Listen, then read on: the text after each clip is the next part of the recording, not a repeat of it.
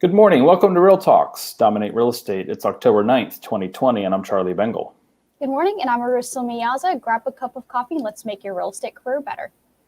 Happy Friday, Eyerusalem. What's in the news today? Happy Friday. Millennial home shoppers are quickening their home buying timelines due to COVID-19 pandemic, according to a new survey by Realtor.com and Harris X of 2,000 buyers. Born between 1981 and 1997, millennials make up the largest generation in the U.S. history, and they are now very eager to buy, many surveys show. If there is a silver lining to the current economic landscape, it's that mortgage rates are hanging around record lows, says Daniel Hale, chief economist at Realtor.com. With little to no equity to leverage, millennial home buyers tend to take out larger loans.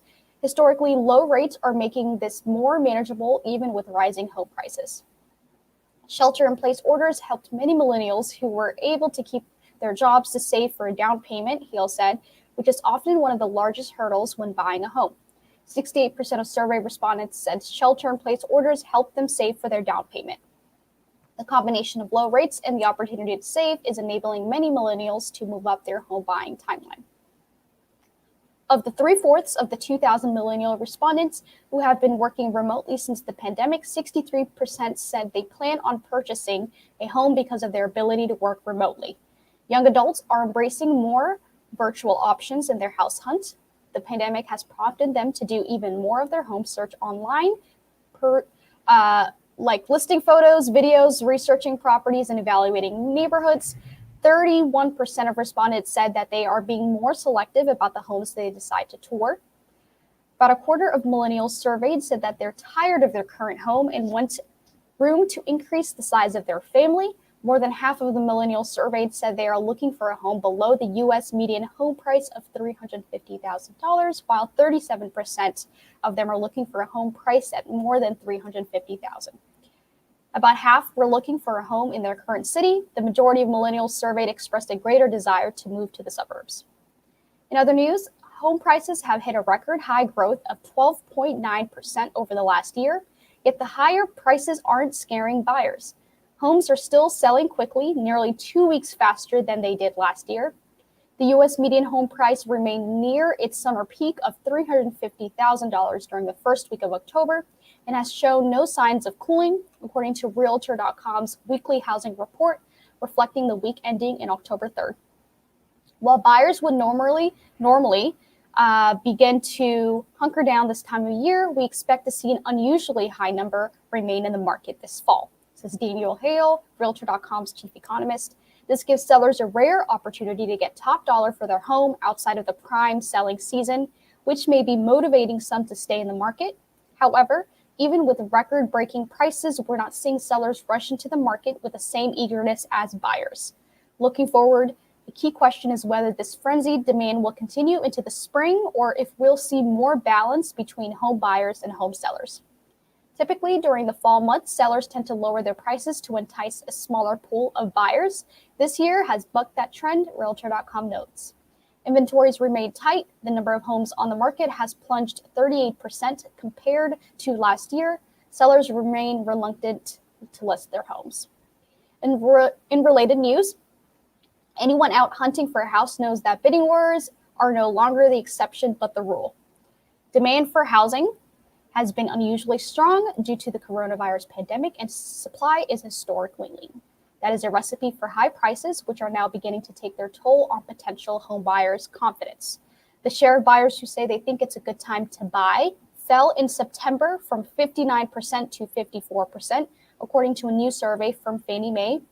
Home values are up nearly 6% annually, according to CoreLogic, a data analytics firm. More consumers now expect those price gains to grow. The percentage of respondents to the Fannie Mae survey who says prices will go up in the next year increased from 33 to 41%, while the share who said prices would go down decreased from 26 to 17%. More people do think now is a good time to sell a home, which is an improvement from the first months of the pandemic, when potential sellers didn't want shoppers in their homes and worried about the state of the overall economy. If seller sentiment improves substantially, that could help bolster supply and take away at least some of the heat in prices. Going forward, we believe the wild card to be whether enough sellers enter the market to continue to meet the strong home buying demand, said Doug Duncan, Fannie Mae's chief economist.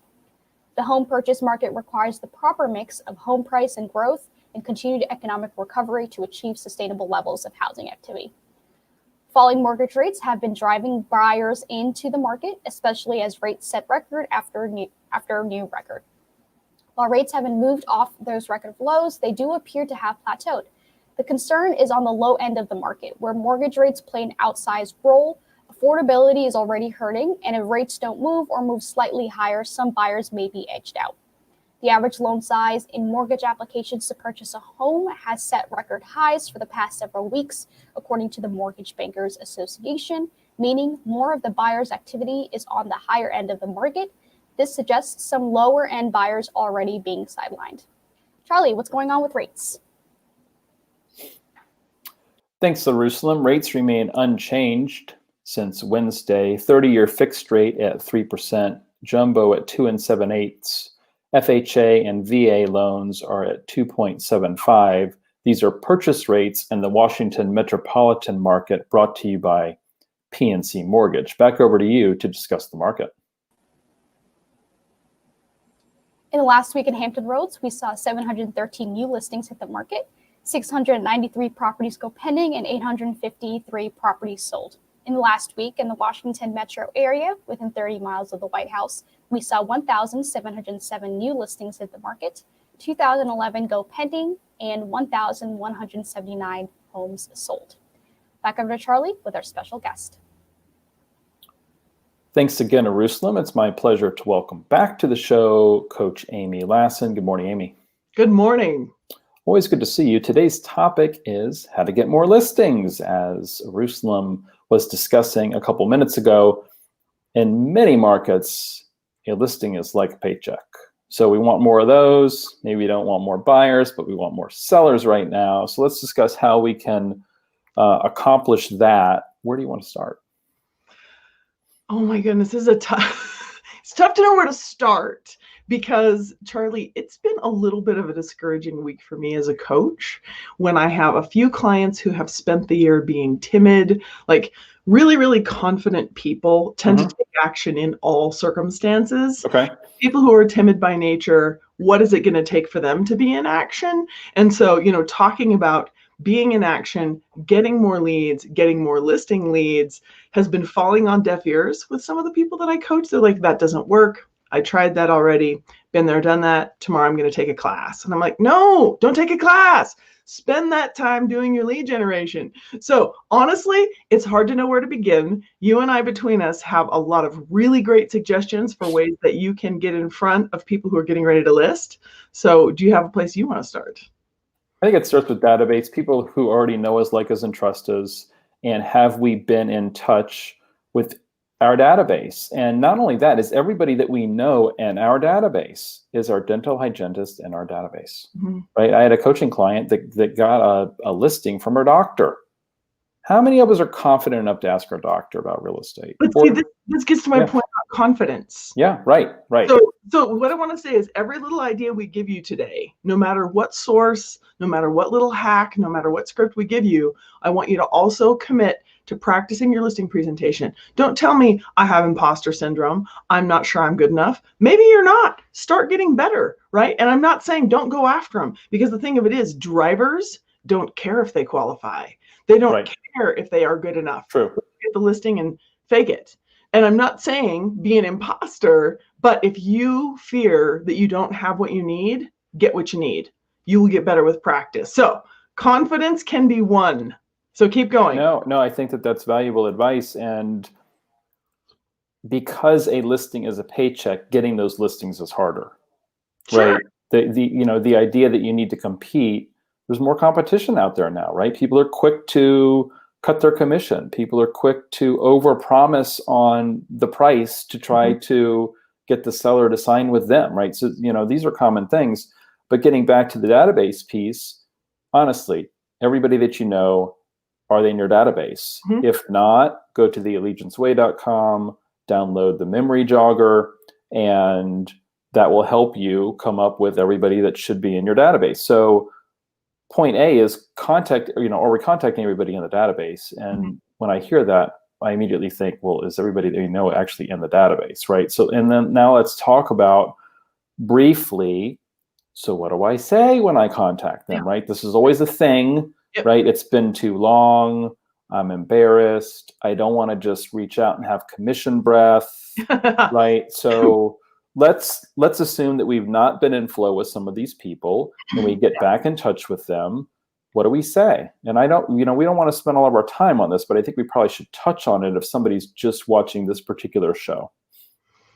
Okay, I have two specific things. One, my favorite thing, and I am not an aggressive salesperson, I am not a pushy driver. So when I say be direct, it's because I actually don't want to be embarrassed. I don't want to butter them up. I don't want to beat around the bush and feel uncomfortable and smell my own commission breath. Yeah. So to be direct and say, hey, super quick, I'm calling with my real estate hat on, or I'm calling with a very specific real estate question. I'm calling with a very specific real estate question. Just skip to the end. Yep. Now they know, right? Here's my very specific real estate question. We at X brokerage have so many more enthusiastic, qualified buyers than homes we can show them. I'm having to think outside the box. I'm having to beat the bushes and ask every single person I know, are you that 1 in 10? Are you one of the people in that 10% who's planning to list your home in the next 12 months or so? Are you? And they'll probably say no. What are the chances they'll say no? 90%. Right. Because 90% of the people aren't moving. So don't be so discouraged. Don't go, oh, it didn't work. Amy and Charlie are full of it. Yeah. 90% of the people you know are not going to move. So it's perfectly okay. You've got to make a lot of calls and then say, do you know anyone? Can you think of anyone who's looking to upsize, downsize? Homeschooling has changed things. We need 2 home offices. Right. Divorce, that's a little scary. I know some people who are getting divorced during COVID. There are lots of reasons to need a good realtor to guide you through this. Excellent. No, I think that's very good. That is an A+ script. And I think it's just, just do it. And you're going to be uncomfortable the first few times you do it, but the more times you do it, the more comfortable that you get. And then eventually it becomes second nature. Boy, that's a really good point. Right? I mean, don't let your lack of comfort be the thing that holds you back. Because it's like, I've talked about this gym analogy. Have you ever gone to the gym, picked up a dumbbell and said, man, nobody told me they were heavy. Throw the thing down and storm out. Right. Yeah. I don't know how many I don't know how many shows we've done. We should probably count. We should have like a celebration when we get to like milestone shows or whatever. But we're probably better on this show than we were on our first one. It's just a hunch, right? I'm probably a better swimmer than the first time I was pushed in the pool.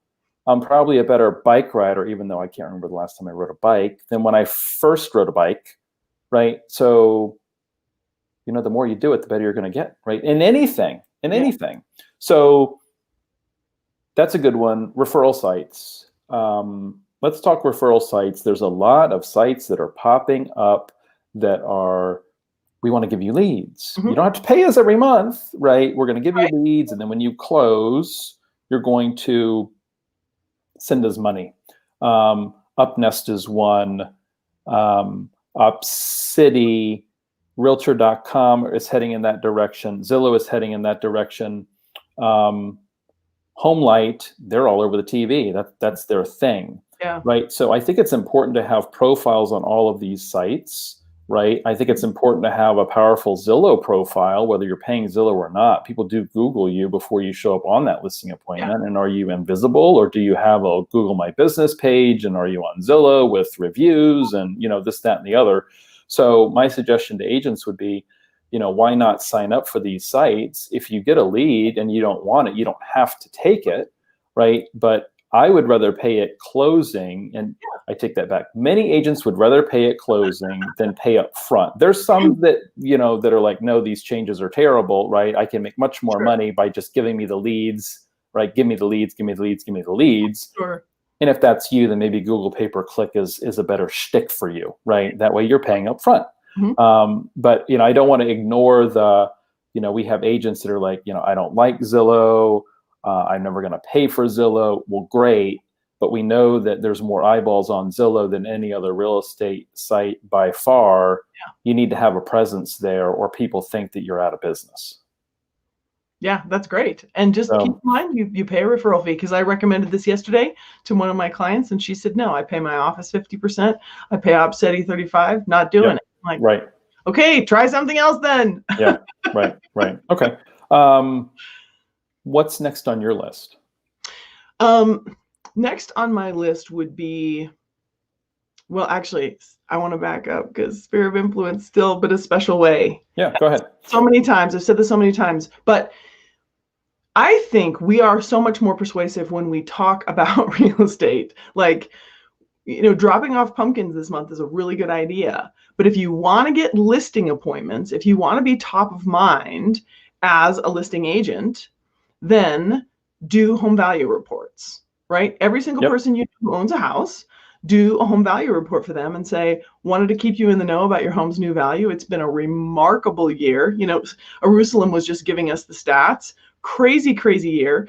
You could even just email people something like, Zillow is wrong as the headline, which is kind of, a gotcha headline. And then say, your home has gone up so much more in value this year than you could possibly imagine. Let's talk, right? Maybe people don't know how to sell during COVID. They're homeschooling, they're working from home, they're doing all these other things. So you need to have a great plan in place for how to sell your home during COVID, and then roll that out. So I would say communicate your value as a listing agent to your own sphere, because remember, it's not just that 10% of them that's probably going to move. It's the 150 or so people that they have a lot of connection with as well. You're going to endear yourself and encourage more enthusiastic referrals if you show your value, rather than just say, hey, who you know, do me a favor. No, I like that. And the whole loving on the database, we talked about this the other day. There is no better time starting in October to be loving on our database between now and about the second week in January. And then it gets really hard, right? You can maybe do some Valentine's stuff if you're a woman. If you're a guy and you do that, it may be a little bit creepy, right? But between now and 2 weeks into January, you've got Halloween opportunities, you have Thanksgiving opportunities, you have the holidays, Christmas, Kwanzaa, Hanukkah, etc. holidays, right? And then you have the new year. Let's be taking advantage of this. I was walking by Whole Foods the other day, and they were carving pumpkins, and I think they were 2 for $10 or 2 for $12. I thought it was a really great price, and that's not something that I typically describe Whole Foods. When I'm going through Whole Foods, I don't typically say that's a great price, but I thought it was a really good price. Yeah. And I was thinking, and I took a picture of it, and I need to put it on Facebook, because it's like there's still time to do this. What person doesn't want a pumpkin on their front porch in October? It's just a cool look. Yeah. So what's keeping us from going to Whole Foods, buying 10 pumpkins today, and spending tomorrow morning from 8 to noon going around to our 10 favorite clients and giving them a pumpkin? You don't need to overthink it. Well, yes. And for those of you who are in markets or in neighborhoods or just in your own mindset feel that that's classless during COVID, leave it on their porch. Don't ring the bell. Right. Give them a picture. Yeah. Exactly. Yeah. Again, we don't need to overcomplicate it, right? I want to call a timeout on mindset, because I think the first way you get more listings is you decide you're going to. The number of people I know who are calling with no intention at all, or posting on social with really, do you want to buy? Do you want to buy? Look at this cool house. You want to buy? If you try to attract buyers, guess what? You will. So if you would shift your mindset and your marketing message to be all listings all the time, wake up every morning in a meditative state, wake up prayerful for listings, and you will start to focus your energy and your efforts that way. So be determined to get listings. Every single day when you make your calls or send your texts or communicating on Messenger or posting, thinking about, how many listing appointments can I set today? Have that be your intention before you get going. And then when Charlie and I are done and we've listed 20 different things that you could do, pick 2, because half-assing 40 types of lead gen will not work. Focusing really hard on 3 will be great. Yeah, and I think mindset's super important. I was speaking to somebody yesterday, and I realized he was doing the calls to please me. Well, I did my 40 calls. I'm calling so-and-so, and I know that he won't answer. I'm calling so-and-so, and I know that he doesn't have anything for me. It's like, wow, that's not the mindset that we want when we're making these calls, right? Yeah. You're going to get more no's than yeses, right? You talked about that a few minutes ago, Amy, but we need to have this mindset of abundance And I'm calling these people because they need me, because they have questions about this market and during this crazy time. Yeah. So I would, definitely, check your mindset, like you were alluding to a minute ago. Somebody posed the question, Angie Curry, do you have a referral site list? I do. I will send that to you. I just worked one that came out of a Remax company in New Jersey. So that brings me to my next idea, which is agent-to-agent referrals. Mm-hmm. Right? You and I both know people that make a fortune from agent-to-agent referrals from whatever ecosystem or ecosystems they are in. Almost everybody listening to this or watching this is in a large ecosystem in Remax. Mm-hmm. Right? There are others that may be watching this that are in a large ecosystem. Tom Ferry, right? So there are huge opportunities for agents that treat this like a lead source. Yeah. Right? Are you making a point to go to events when there are in-person events again, right? And meeting people and getting to know them and following up with them, calling them quarterly, sending them a newsletter once a month, right? Sending them, if you know agents around the country, are they getting the same birthday cookie that your clients do? They should. Yeah. They should, right? It's just part of that, A or A plus group. Mm-hmm. So there's a big opportunity here, going to a Remax convention and setting up a booth and doing something unique. There was a gentleman by the name of Chuck Bowles who worked with us for 20 years probably. And his shtick was Chuck and Buddy. And he was Chuck, and he had a mini me of himself, a cardboard cutout of Buddy, and that was Buddy. And it was hokey. But he went to the Remax convention every year, and he got to know people, and he got enough referrals every year to pay his fees to our company and to Remax International. And everything else he kept, right? So this worked. And he was going to go to the convention and learn, and he liked to network. And it got to the point where people expected to see him, right? And a personal promotion booth, by the way, at a convention is not a lot of money. So Yep. I don't want to it's like $700. So I don't want to dwell on this because we probably won't have an in-person convention with Remax come February. It's probably going to be virtual, right? But, taking the time to go to, what is that site, Amy, that tells you where people are moving from?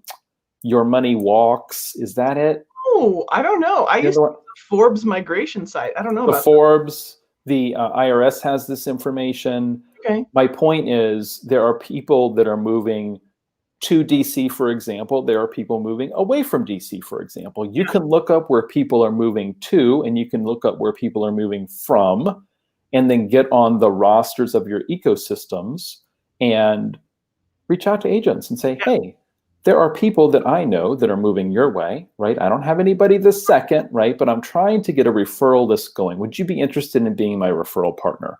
Yeah. And then building the list and keeping in touch with them. There is money to be made here, and do not discount the opportunity to go to events and then actually meet these people, right? Face to face, belly to belly, you'll become friends with them. You can mastermind with them. You can send them tips of what's working in your market. You could send them a link to this show, right? Which is probably more than they're getting from their brokerage now, right? Let's be real. So big opportunities there. I know people that are making six figures from doing this. Absolutely. Period. Every year, right? There are people within the Tom Ferry ecosystem. Tom could like quadruple the cost of coaching, and they'd be like, I'm good, I'm in, right? But they're never leaving. Yeah. They're never leaving. Now, something to keep in mind, Charlie, with what you're saying, and I want everybody to hear this, is some of these are longer term invest in lead gen. So should you do them or not? The truth is we all need now business and we all need future business. So do both, right? You need to be filling the pipeline. So when is the best time to plant a tree? 20 years ago would have been great. Right. The next best time would be this morning. Yep. So if you want a long-term lead source, start today. And so choose some of these that can be now business and some that can be future business. Another suggestion I have, Charlie, is really work on your testimonials right now. This is something that could generate now business. Either if you have not done a good enough job of asking for testimonials, or you have, but you could rack your brain and think about who were people who really happily have given you testimonials, but would be really willing to do them again, listing specific. to talk about exactly what their listing experience was with you, and then start posting those, right? You can hire some help if you don't have marketing help to craft some really cool ads or some really cool posts, and do a series of, this is why Charlie is a great listing agent. This is why, we're never moving again. It's too hard. But if we did, we'd hire Charlie. Right. So you could just start that right now. Put some effort into crafting some really wonderful listing success stories. I love that. And that got me thinking about this testimonial letter that you can send on behalf of sellers as they're moving, right? Mm-hmm. This is more of a now business, right? So I just sold Amy's house. She thinks I was great. She puts together her comments. I draw up a letter. She signs it. I send it to her neighbors from her, right? And it's, hey, I loved raising my family in the neighborhood, but we ain't doing another Colorado Springs winter. We're heading to Phoenix, right? It's been real. You all are great. Keep in touch. Oh, by the way, Charlie Bengel was great, right? He did this, this, and this. These were the results that he got. If you're thinking about moving, you owe it to yourself to give him a call. How powerful is that? And I tell you, if you were thinking about moving and you got that letter, you would pick up the phone and call me, right? Yeah. Even as a second opinion, even if you had a feeling who you were probably going to list with, it's like, well, geez, this testimonial, I've never gotten one of these before. So that is now business. So those of you that are closing or have closed recently, I would implore you to consider doing that. Very few people are doing it. It's super unique. And I think it really gets the attention of the neighbors. Yeah, absolutely. Good. I'm glad you brought that up because that was not kind of on my list. Okay. So what's next on we've got a couple minutes left. What would be next on your list of how to generate more listing business? Well, some sort of neighborhood video. And okay. I'm hesitating because a lot of these attract buyers. When you do hey, I'm here in the Briarwood neighborhood and we're walking distance from my favorite place to get a oat milk latte, and there's only 13 homes available. Like that's a little bit more buyer attracting potentially. But the truth is any video content that you do that is hyper local, really specific, really genuine is going to get eyeballs of all kinds. So if you could say, we, and those of us who don't have maybe 8 buyers in the car, waiting for you to find a house, the royal we at the brokerage, we at blah blah brokerage have so many more buyers than homes we can show them. There are only currently 4 homes available in this neighborhood. I'm looking, to help you sell yours to one of these enthusiastic buyers. Please give me a call. So that would be just a way to get eyeballs on your brand and your proactivity, and then do it for a lot of neighborhoods. You just do it on your phone. You don't have to hire a videographer. Maybe you get a teenager to hold the phone for you so your arm isn't in the shot, but not so hard. So do some video content from around town. Another thing would be talking about the thing, Charlie, I think we could all do better is sell our actual service. Right? Okay. So say, I'm amazing, hire me. I'm fabulous, call me. That doesn't, that's telling, not showing. So say the best way to get top dollar for your home is, right? So you could do a video series on, here's what I do to get homes sold. And I know agents are going to say, I'm giving away all my secrets. Now they'll just do it on their own. That's not true. And you're not going to actually give them the name of your stager or, send your cleaner to their house via video. So you're going to say, we have a property prep protocol. You have to tell them what it is, but just walk them through the steps and say, we have a listing launch protocol. We make this easy. We take the guesswork out of it for you. We make sure that you maximize your home's value and get it sold in the least amount of time. Now, considering multiple offers, that's the next challenge. We have a way of vetting offers and giving you all your options and making sure you make wise choices. You're not giving them the spreadsheet. Right. So you can do all these things, and they're leaning in. They're like, wait, what? There's a plan, right? They didn't know. They thought we just put signs in yards and wait. Yep. So I think there's a lot you could do to promote your actual service. And the other thing is, and I started with this, but I'm going to end with it, practice your listing process. Go look at it. I was talking to a coaching client yesterday. She said, I have all that, I have all that, I have all that. And I said, when was the last time you looked at it? Like, where is it? Basically, what she meant was she's been finding other people's checklists and downloading them. I said, okay, have you read them? Are they things you could follow if you go to listing today? Because she was like, no, I'm afraid to do listing lead gen calls because I'm afraid I'm not prepared. Read through what you have, make it true. We're all literate. It's not that hard to read and write, right? So edit those lists, make sure that you have a plan you feel good about, practice it every day. Your confidence will explode. Yeah, we do not want to be practicing on people who may want to hire us for a very high-paying part-time job. But do it. I would say practice on people, like both. Like, don't be afraid to practice on people. It's better than not. Oh, no, I'm saying get some role play partners. And if anybody out there is listening and you need role play partners, you just contact me and we'll hook you up, right? But practice, get 5. If this is a weakness of yours, if you're going to listings and you're losing listings to other agents consistently, please do something about it. Please get more role play partners, tweak what you're doing, close, right? Ask for the business. If they say, well, I'm going to interview someone, I got 2 more people on my list. Okay, great. Have a good evening. And you leave, you're not going to get the listing, right? So be practicing your objection handlers. And that way you have the confidence that you are the number 1 person for the job when you knock on the door for that listing appointment and you're comfortable closing, for the signature at the end of the appointment. So practice makes perfect. I hate to see us blowing listing appointments because the only practice that we're doing is on clients, right?